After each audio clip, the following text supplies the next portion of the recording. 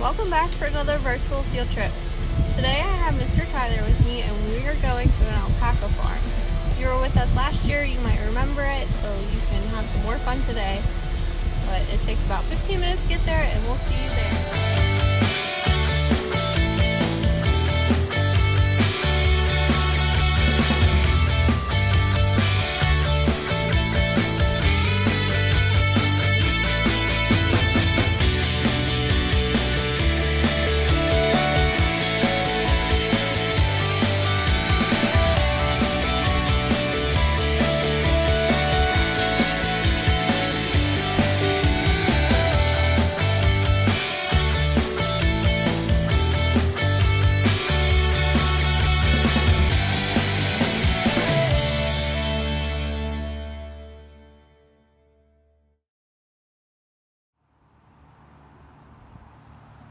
Okay, we made it. Right, Mr. Tyler? He got us here safe.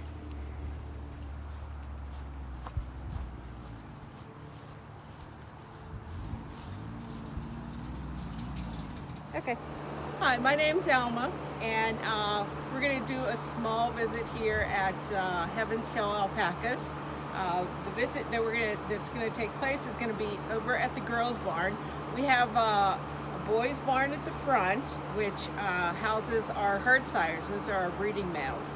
But over on this end, we keep all of our females along with the younger ones, and all of the females that are due that are going to have crias. Right now we don't have any crias because they are not due until next month, like right at the beginning of next month. So in about 3 weeks we'll start having babies here. Mm-hmm. But I do have some really young ones that we can visit. These were our last year's crias. So these are going to be about 8 months old to about a year old. But they're still young and they're still separated from the rest of the herd. And the other females that you see in there are the females that are about to give birth. So you'll see when they look pregnant. I'm going to turn off one of these fans. Okay.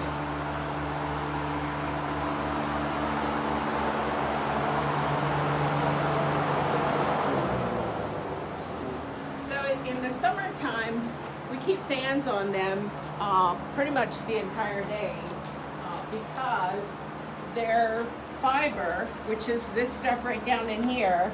We shear the animals once a year. So what you're seeing right now is the alpacas that have been shorn. Usually they look like giant teddy bears because they have a ton of fiber. About every May or so, we will take them and shear off all of their fiber, and that's what they look like without any fiber on. And we bag all of the different fiber because people will buy the blankets or we'll sell it to a co-op where they'll take that and turn it into yarn, which then gets made into like sweaters and gloves and hats and things like that.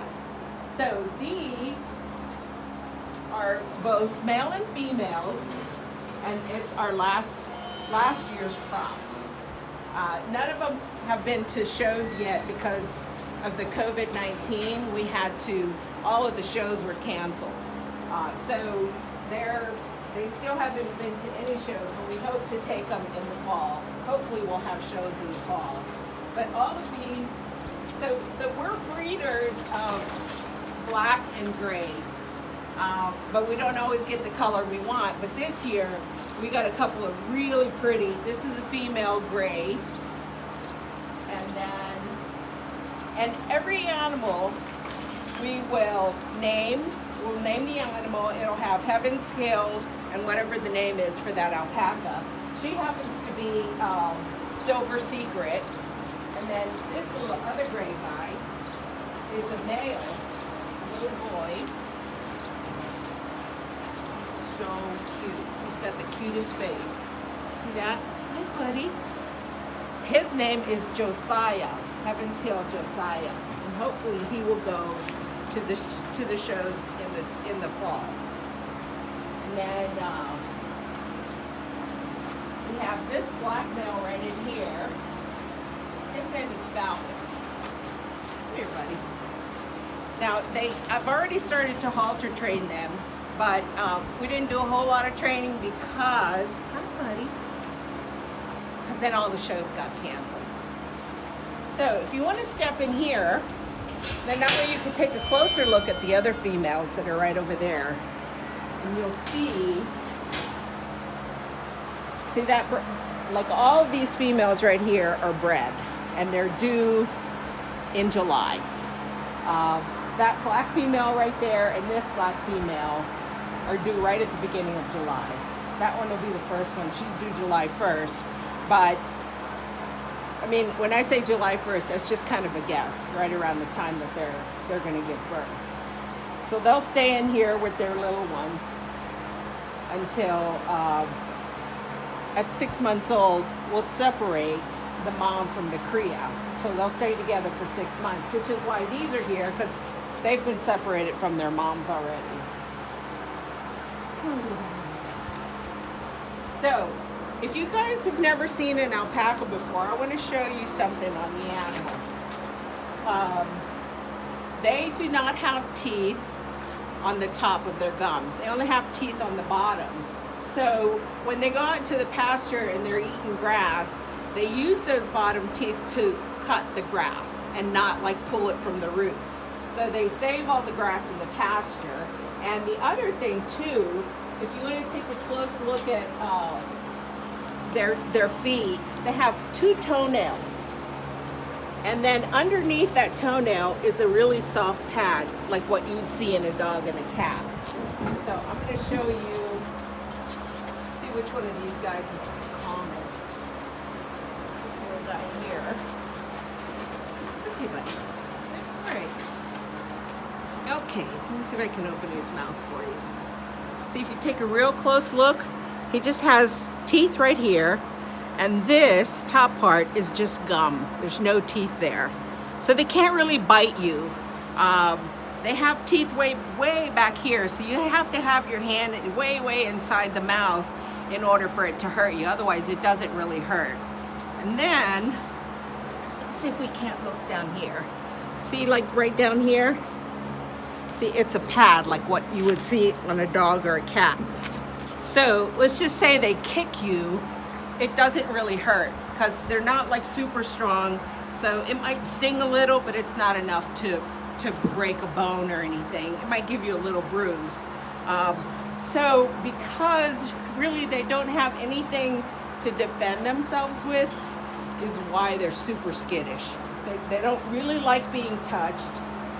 Even with me, when I come out here every day, you can see like they're staying away from me, and you can see those females, they're gonna move away, which is a shame because they're such a cute animal. All you want to do is to be able to hug them, but they don't like being touched. Their only line of defense is to run, so they stay away from people. Now, as I mentioned before, the stuff that they eat is the grass out in the pastures. We also give them hay, so they have hay in their hay bins every single day, so they can come up here and eat hay whenever they want. They eat a lot more hay, of course, in the winter time because there's not as much grass out there. And then we also give them grain, which is this stuff right here.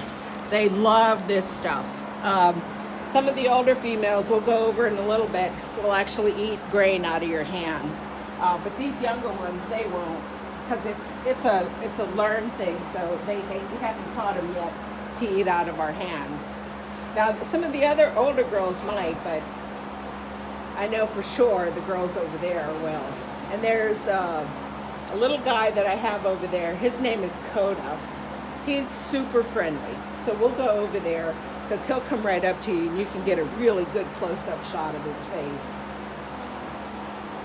So yeah, these are our last year's crops.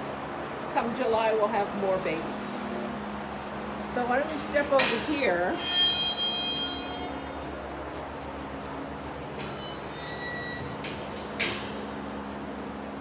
And you see that we have all different colors.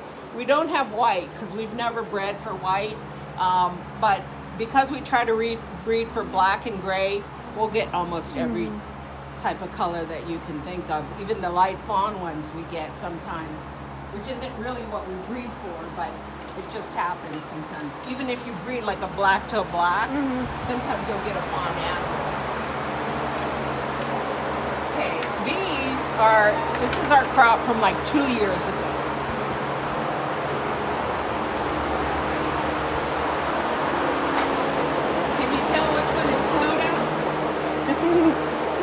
He's so cute. This is Coda. Now the reason why he's so friendly, hi pups, is he was a bottle-fed baby. So he doesn't mind being touched. I can have little kids in here and they can pet him, and he's just super curious, and he's just got the prettiest face. Oh, buddy.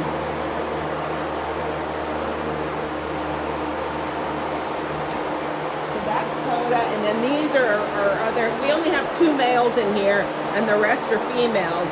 And these females will start breeding later on this year. And then the other 2 boys, this boy and then that gray boy, will then be moved over to the other side with the other males. So then these, you know what, I'm going to grab some feed so we can take pictures, or see them, take a little bit of video of them eating out of our hands.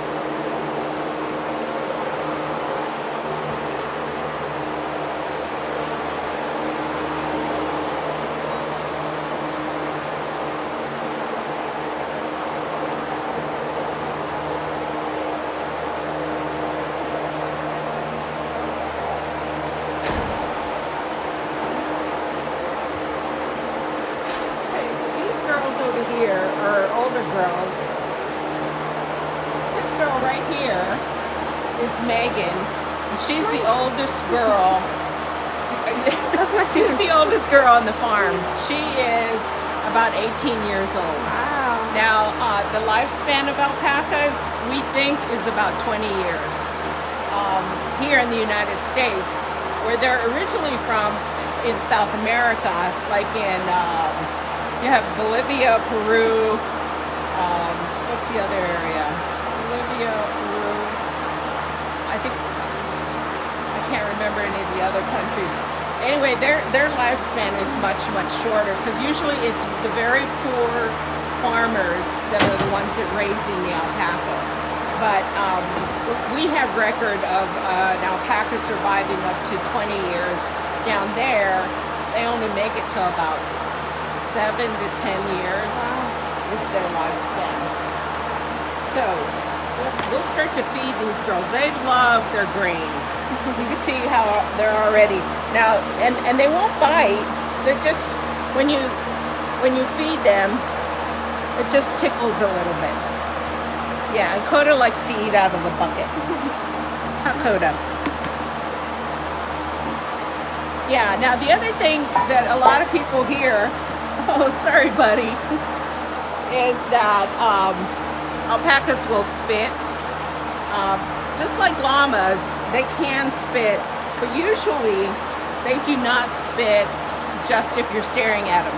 Llamas have been known to if you just stare at them, they'll spit at you, and that spit is awful. It smells awful, it feels awful. The alpacas, the only time that they will spit is, like, for example, when they want to eat grain, and if you happen to be in the way and they're fighting with each other, they might be spitting at each other, but not at me, and I just happen to get in the way. The other time is maybe if I'm trying to take care of one of their babies and they don't want me to handle the baby, they can be very protective, but usually they don't.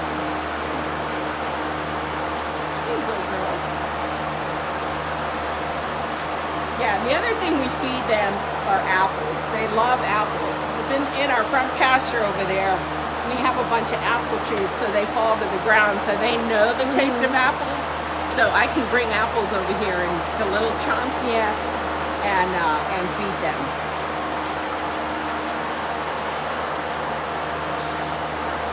No, buddy. No. Ow, Coda. There you go.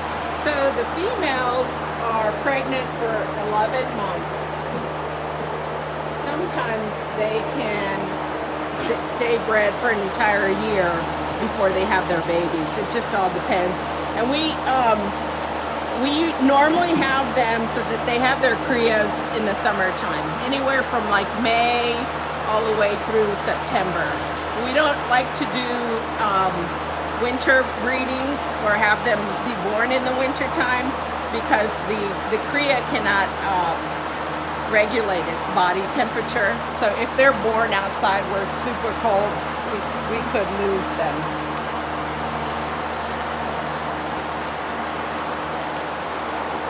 Okay, here we go.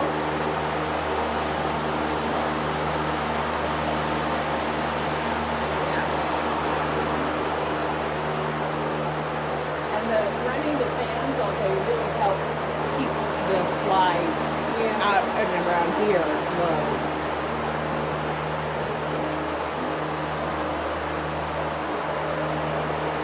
Look cute. He's cute. He's like a dog. I know. He's really cute. Here you go, buddy. Now, if you want, we could do a real quick walk over to the studio so you could show them like some teddy bears, some clothing and yarn and That's stuff. good. Just take a real quick. Where did this come from? It was in here and I got it out.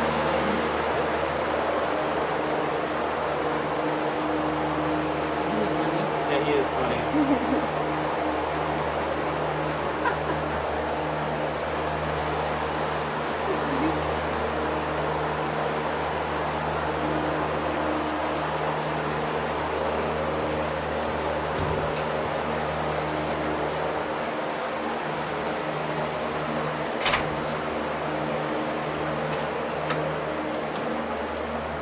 Quick walk over there. Do you have any questions about the animals that you think? I can't think of any. Tyler, can you think of any good questions? No, you've been really good at explaining. Yeah, I know. I everything. didn't even have to. just- Didn't even It's have to just, ask. I've done it so many times. Yeah, I know. It just, yeah. Like when we do shows, when we attend shows, they usually open it up to the public. So we get a lot of the public coming Yeah. in that knows absolutely nothing about alpacas. So you do a lot of talking at shows about the animals. You know what? I'm just going to open their crates, just the smaller ones to come through so they can eat grain, or if they just want to hang out here without the bigger ones around. And we do that because otherwise they would never learn to eat grain because the older animals wouldn't let them eat. They'd scarf it up before the little ones had a chance. So we make this what's called a cria creeper. So they learn, we have to get them in here, like drag them in for the first couple of times. And then after that, they learn that they can get in and out of there. Baby. Come on, guys. Let's go. Go out that hole. There you go. Hole. So it's just a hole in the gate. Yeah, it's just a hole, and they can all see now. They're all going to follow.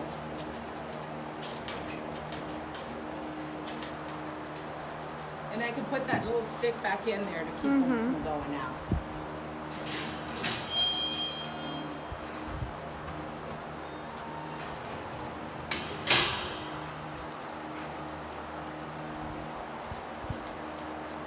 Come on, Josiah. Figure it out. Get out, buddy.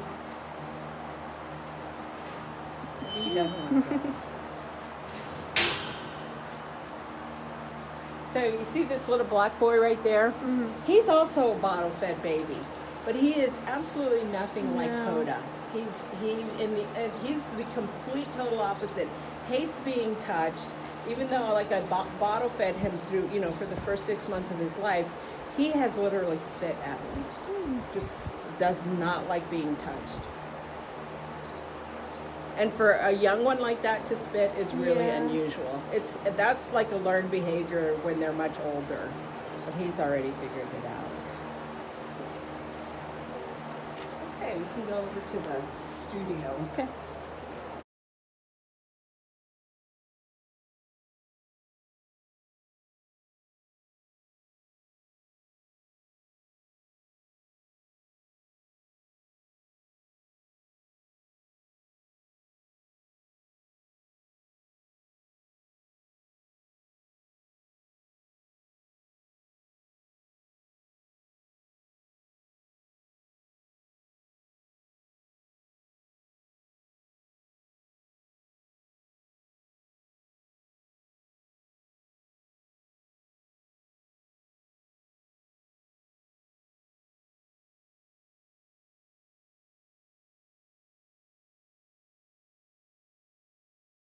So right now we have 4 boys over here. We have more herd sires, but and the breeding males are called herd sires. But we partner with other people on 3 of our other males, and one is up north in Evans City, and 2 of them are actually down in Georgia, are our partners. So they winter down in Georgia, and then in the summertime, actually they're going to be here on Friday. So they summer up here, and they winter down in Georgia, because in Georgia it's way too hot down there. So how do you decide which ones go different places? We partnered, like the 2 that spend summers down in Georgia, the farm down there owns half of them. Oh, Like okay. half ownership of Okay. those 2 herd sires. And then the other guy, they're half owners of Mercutio, who is up in Evans City.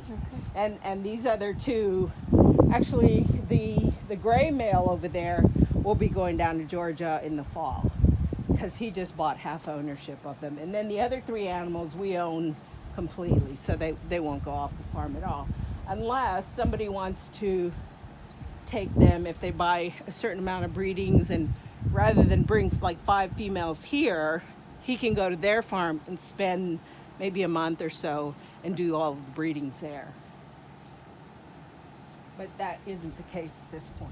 Anyway, this is where we have a small studio where people can come in and do some shopping, or even just to get a feel for what people do with the alpaca fiber, because that's what the alpacas have been raised. They've been raised in South America for thousands of years, and the reason why they raise them down there is they raise them for their fleece, which they in turn they turn into yarn, and then that makes clothing. They make clothing out of it. So we have in here just samples we like to show people. This is yarn that was actually made from the fiber of our animals. So then you can take that and turn it into like a cape or sweaters. We have scarves. There's mittens and hats. Then you see these little teddy bears here are real popular with kids. I bet you they're really soft. They are. They're super soft. Now, this is made from the hide of the animal, okay? And these usually come from Peru, because, as I mentioned before, the mortality rate of the animals there is much higher than it is here. So they use every part of the animal. They even use the animal as meat down there, and it's starting to become a market up here as well. So yeah, this is our little studio, where we can show people different socks. Are also a real popular item when we show people. These are like super warm in the winter time, because if you remember, I said the fiber can be 7 times warmer than wool. So here on the farm we use these. Anytime I go out to work on the farm during the winter time, I will always have a pair of alpaca socks. And then we have these dryer balls that are also made from the fiber. And if you don't know what a dryer ball is, you can take like 3 or 4 of these and put them in with your clothes to dry your clothes, instead of doing those dryer sheets, because a lot of people are becoming more concerned with the chemicals that are in the dryer sheets, and this is kind of an all-natural way of preventing any static. And you can also put drops of like essential oils in there, so if you want fragrance in your clothes as they're drying, that'll do the job too. So this is from the alpaca fiber. And then we have these that are they're called nesting balls, and it's just a grapevine ball, and we stuff it with alpaca fiber, just this raw alpaca stuff.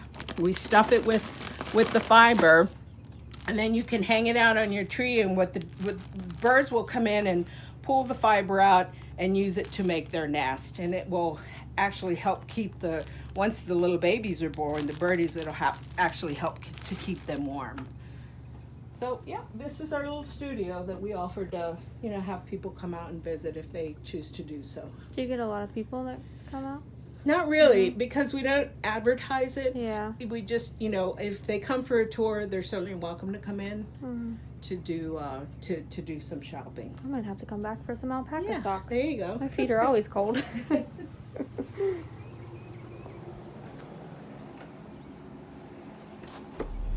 Okay, so that was the end of our virtual field trip to the alpaca farm.